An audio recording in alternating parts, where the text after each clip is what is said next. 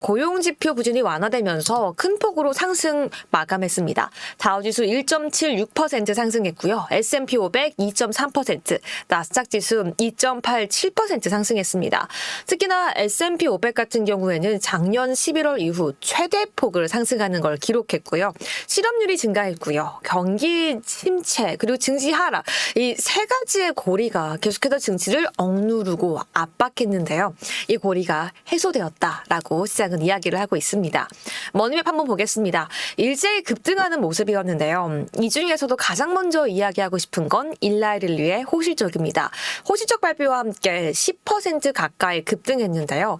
사실 전일 노보 노디스크가 호실적을 발표하지 못하고 오히려 실적 발표 이후 하락하는 모습 보이면서 오늘 발표하는 일라이릴리에는 기대 반, 또 걱정 반이 있었는데 오히려 기분 좋게 상승해주는 모습 보이기도 했습니다.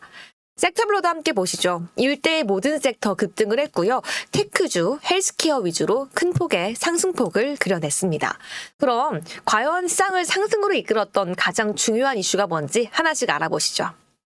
가장 중요한 건 미국의 신규 실업 청구 건수가 1년여 만에 큰 폭으로 하락하면서 그간 시장을 지배했던 경기 침체 공포가 다소 완화되었다라는 내용입니다.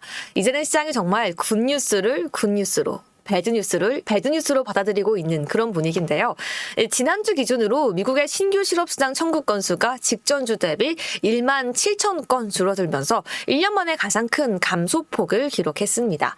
사실 지난 8월 2일 미국 노동부의 7월 고용보고서 발표 이후 급속히 확산되었던 노동시장 냉각 우려가 일부 완화될 가능성으로 시장은 예측하고 있는 거죠. 여기에 더해서 여러분들께 덧붙이고 싶은 거는요. 사실 미국 텍사스의 주간 신규 실업보험 청구 건수도 2주 연속 크게 감소한 것으로 나타나고 있습니다.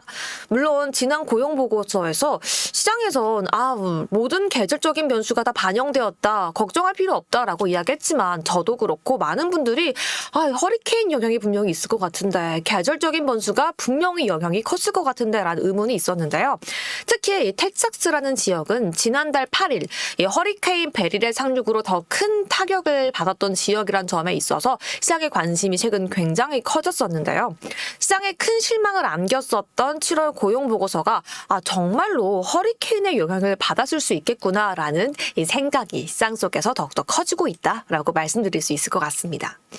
이에 따라서 페드워치를 보셔도요. 금리 선물 시장에서는 오는 9월 50bp 금리 인하죠. B컷 베팅을 상당히 축소하면서 사실 지난주 말 이번 주 초까지만 해도 80% 가까웠던 B컷에 대한 베팅이 56.5%까지 내려오는 모습 확인됐습니다.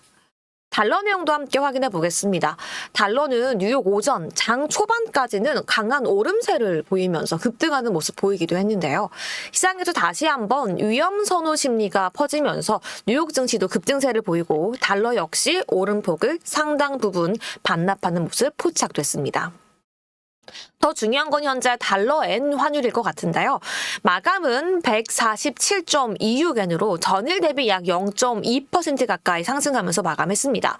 달러-엔 환율은 한 146엔 근처에서 움직였었는데요. 미국의 주간 실업보험 청구 건수가 발표가 되자 수직으로 뛰어올랐고요. 한때 147.547엔까지 오른 뒤 상승폭을 조금 줄이면서 마감하는 모습이었습니다.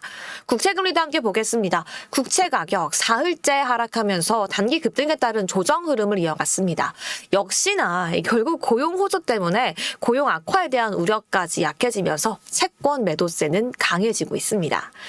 그럼 주요 기업들의 마감 상황 살펴보시죠. M7 종목 마감 상황입니다. 일제히 급등 마감했고요. 엔비디아가 가장 큰 상승폭 보였네요. 6.13% 상승했고요. 메타, 테슬라도 4%, 3% 오르면서 그 뒤를 이었습니다. 테슬라 먼저 볼까요? 테슬라는 3.69% 상승 마감했는데요. 경기 경착륙 우려가 완화되자 상승했습니다.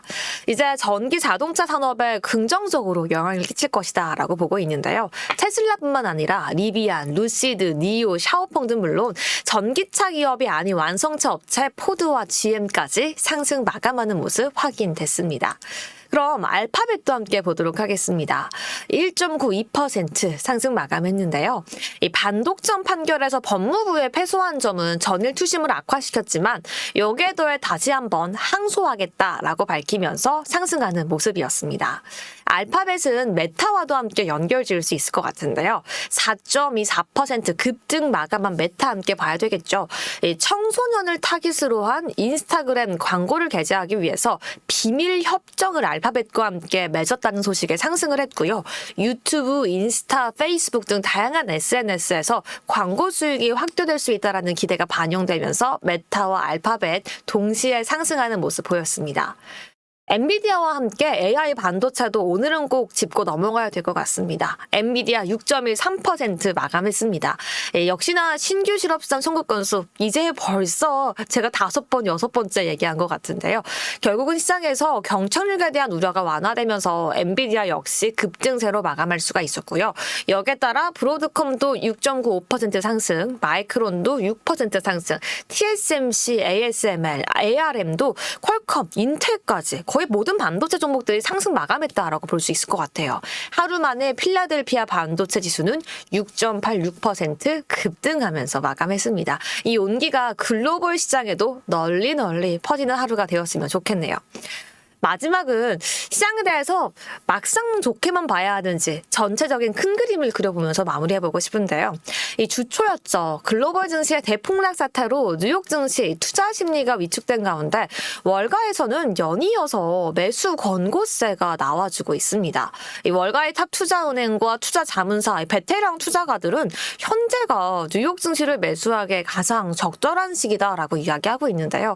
과연 여러분들도 지금 뉴욕 증시 빅세일 시기에 접어들고 싶은지 여러분들의 의견을 질문 드려보고 싶고요. 하지만 저희가 경기 침체에 대한 우려가 신규 실업수당 청구 건수로 조금 완화가 되었다라고 해서 무조건적으로 안심할 수 있는지에 대해서 고려도 필요합니다.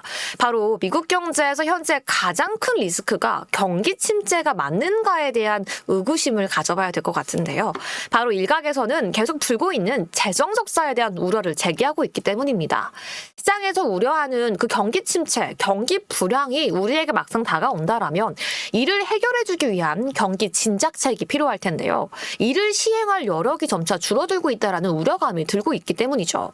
그럼에도 지금 해리스와 트럼프, 이 대선 후보들은 아무도 이 재정 적자에 대한 해결책을 제시하지 않고 있다라는 게 저희가 더 큰 문제점으로 삼아야 될 텐데요. 미국의 재정 적자는요, 코로나19 팬데믹 기간과 그 후 대규모 경기 부양책을 시행했고 감세를 진행했고 급격한 금리 인상을 진행하면서 GDP 현재 무려 6%에 달하고 있습니다. 재정 적자 규모가 늘면 부족한 예산을 메우기 위해서 국채 발행은 더욱더 늘어날 수밖에 없는데요. 이렇게 눈덩이처럼 불어나는 재정 적자를 해결하지 못할 경우 향후에는 금융시장뿐만 아니라 경제에 더 충격이 가할 수 있다라는 걱정감도 생길 수 있는 거죠.